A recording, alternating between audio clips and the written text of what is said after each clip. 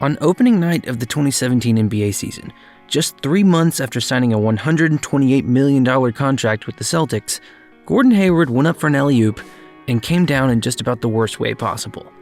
It wasn't hard to figure out that from the way his foot was pointing, which wasn't the correct one, Hayward's first season as a Celtic was going to be over about 5 minutes after it started. While not much would change for the people watching this happen over the next few months, Gordon Hayward's life was about to change a lot, and it's worth taking a few minutes to talk about why and how that is. One of the first videos I ever made on this channel, which you can watch here if you want, was about the psychology of coming back from a major injury. But that was more about what happens after the injury is already healed. The rehab process itself is a whole different thing with its own challenges that I think are worth exploring. What's it like being isolated from your teammates for months at a time? Having to do a bunch of tedious, often repetitive exercises day after day with no guarantee that you'll ever be yourself again. It's not hard to see how the emotional toll of that process might have an impact on the injury recovery itself, which is obviously not ideal if you're trying to get back as quickly as possible. To try and demystify this as much as I could, I reached out to Dr. Mona Arvin-Barrow, a sports psychologist and professor at the University of Wisconsin-Milwaukee, and an expert in the psychology of injury recovery. There are a lot of opinions floating around out there about the best way to do injury rehab, both in a physical sense and a psychological sense. But according to Mona, the first thing you need to know about injury rehab is that recovering from an injury is comprehensive, so treating it should be too. We know for a fact, based on literature, that injuries are biopsychosocial in nature. We know that. And we know that regardless of who we are, whether I'm a sports psych or whether I'm a physiotherapist or athletic trainer, unidimensional modalities of treatment don't work, as well as when you do multidimensional treatment modalities. Mona used a word at the beginning of that I want to revisit for a minute, and that's biopsychosocial. The biopsychosocial model is fundamentally exactly what it sounds like. It combines the biological, psychological, and sociological factors of a given situation to try and give a more holistic assessment of it. It's particularly useful when the problem it's trying to solve is big or complicated, like a global pandemic, for instance, or the psychology of recovering from a major injury. This video is going to unpack the biological, psychological, and sociological challenges that come from rehabbing a major injury, and hopefully, how we can do it better in the future. Let's start with the biological component. When Virgil van Dijk tore his ACL in 2020, the tissue itself was ultimately the thing they were trying to heal. But even in terms of biology, it's a lot more complicated than that. Things like age, gender, and a person's genetics all play a role in how well an injury heals, or even whether it happens in the first place. But their neurochemistry at the time of injury, which includes their stress levels, is also a big factor. Stress is usually talked about as more of a psychological thing, and to a large degree it is, but elevated levels of cortisol, which is the hormone produced by your stress response, can cause very real biological problems in the form of limiting your body's ability to produce natural anti-inflammatories, potentially elongating the recovery process. And as Mona told me, if an athlete was experiencing stress before the injury happened, which if they're chasing a title at the elite level like Virgil van Dijk, they probably were, that stress isn't going anywhere once they get hurt. When the person got injured, if stress played a role in the injury happening in the first place, it is very unlikely that when they then deal with the aftermath of the injury, that the stress isn't there. So what if there was psychological factors in the first place that led them to having the injury? Those things aren't going away. They're going to reemerge, probably amplify. None of those psychosocial factors leave, but instead they carry over to the rehab. Speaking of psychosocial factors, let's talk about all the ways our minds can impact how well or not well we recover from major injuries. According to Mona, a lot of this comes back to something called appraisal theory. Whenever something happens to us, we make a mental evaluation of what it means, either in the short term or the long term, just like someone making an appraisal of a house, only in a social or situational sense. For example, let's say you just come out of a big interview and didn't think it went very well. That appraisal of the situation is going to dictate your emotional response to it, which in this case is probably going to be pretty negative, even if the person interviewing you had a very different appraisal of your performance.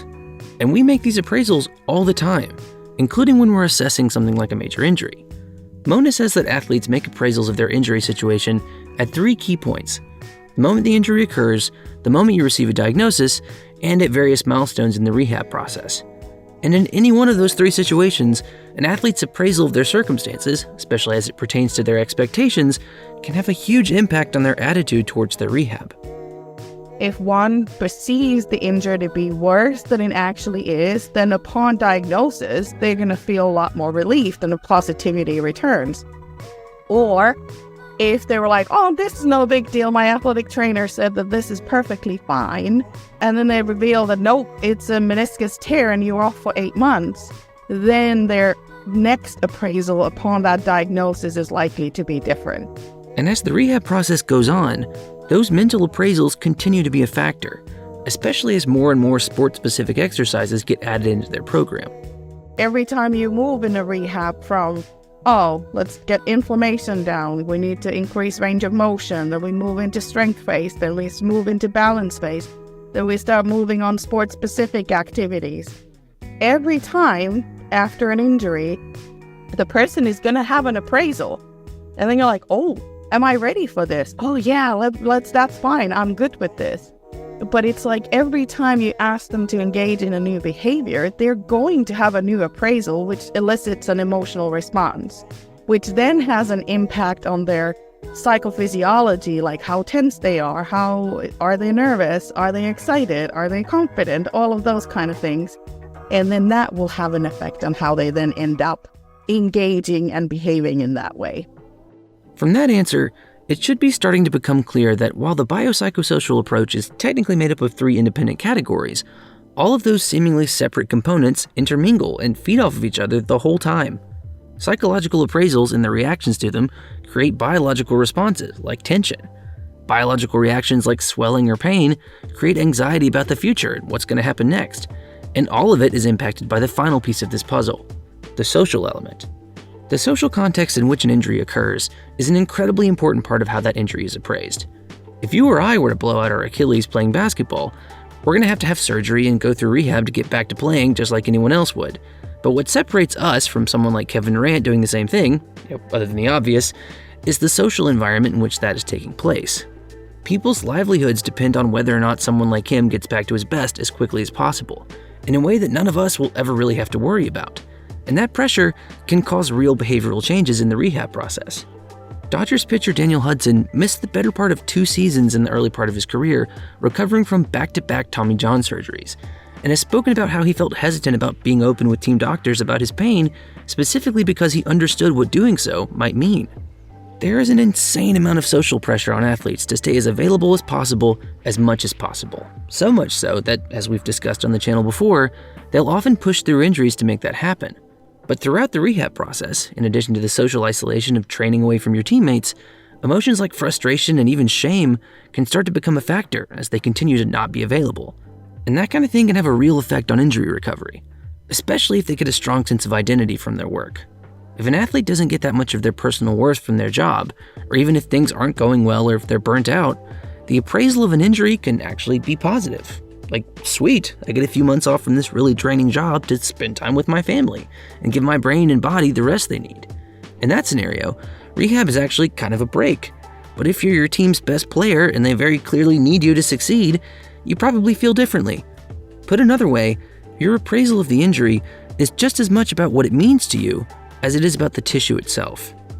If your identity is very much wrapped around that one social entity, then the impact is going to be different than if you have 5, wife and 5 kids at home. You're not going to feel the effects of lack of that sport environment the same way as you would do if it kind of forms your whole life. All of this is to say that the stakes involved in injuries like Gordon Hayward's or Virgil van Dijk's are high. And with faster, more athletic games being played on increasingly hectic schedules, it's a problem that's not going away anytime soon. So how do we do this well? The first step is building a relationship between the care provider, or more appropriately, care providers, and their patients. One of the things that Mona kept telling me was that if you're going to have a comprehensive biopsychosocial rehab program, which you probably should, you need to have a team of people bringing their own scopes of practice and individual expertise to the process. But maybe even more crucial is how well those members of the therapy team can interact with the athlete themselves, especially when it comes to patient education. To be able to do their jobs well, professional athletes have to be able to take on and process enormous amounts of information. But as intelligent as they are, they're not athletic trainers or sports psychologists or physical therapists. And that could be an issue in the rehab process, because no matter how smart or motivated an athlete is, they may not be able to fully grasp why they're not healing as fast as they want to, or why they're being asked to do a particular exercise. And it may take some extra time or getting a little creative to bridge that gap in understanding. But according to Mona, that extra effort is worth it to get more buy-in from the patient. Patient education is not just patient education. It is a cognitive behavior strategy that one can use. And if it's used effectively, you find the language and you find the terms, or you find the, your box of bones that you have, where you show that athlete like, hey, look, this is what happened to you. I don't think the athlete needs to have all the language. It's up to the treating professional, whether it's psychological or whatever kind of thing, is to recognize what is the language that I can and should use with them, because I want to make sure that they understood what I meant. The final piece to a healthy rehab is managing the many, many emotions that are inevitably going to be experienced over the course of a long recovery. There will be wins, of course, but there will also probably be setbacks, and like we mentioned earlier, reactions to new challenges that may be positive or negative. But whatever the feeling is, if you know what you're doing, it can be used to make the rehab go better. Every emotion is valid and real and actually very beneficial for us as humans. Some are more maladaptive than others, and some are more facilitative and some are hindering. But being angry when you're injured or being nervous isn't necessarily a bad thing. It's just your body's way of saying, I don't like this. And having the ability and given the athlete space to say, you know what, I would be annoyed too if I was in your situation, is actually validating. And I said, okay, what can we do so we can get better? One thing you might be able to do is channel any potential negative feelings into, let's call it unrefined language. A study out of Stanford University in Birmingham, go Bulldogs, found that swearing during rehab can improve a patient's pain tolerance, as well as their relationship with their therapist and even their physical performance. So basically, if your physical therapy clinic doesn't sound like an R-rated movie all the time, then I guess you're not doing it right. In all seriousness though, what that does show is that the creative ways I mentioned earlier to make all this a little easier and a lot less monotonous are out there if you're willing to try them. There is a lot of science to injury recovery, both physically and psychologically, but it's that stuff in the margins that can make the difference between an athlete coming back the player they were before the injury, or maybe even better, and not. Fortunately for both Gordon Hayward and Virgil van Dijk, they've gone on to have absolutely excellent careers after their rehab, but they both employed unconventional techniques to help them get through the mundanity of it all. Hayward turned every phase of his rehab into a competition, a strategy that his therapy team encouraged because they saw how it was keeping him engaged. Instead of staying in Liverpool for the majority of his rehab, Van Dijk went to a facility in Dubai where he could enjoy some sun and some separation from the Premier League while he recovered. If having the best doctors and therapists in the world is a constant, which for most athletes at that level it will be, something has to be different for each person they're working with to get the most out of their recovery, both mentally and physically. There's a lot more to injury rehab than just biological stuff, but that doesn't have to make the process harder. It can actually make it much easier if you can figure out how to make it work for you. The best practitioners, whether they're working with elite athletes or high schoolers or weekend warriors, know that, and furthermore, they know exactly how to turn what is a very complicated process into just another challenge for these incredible sports people to overcome.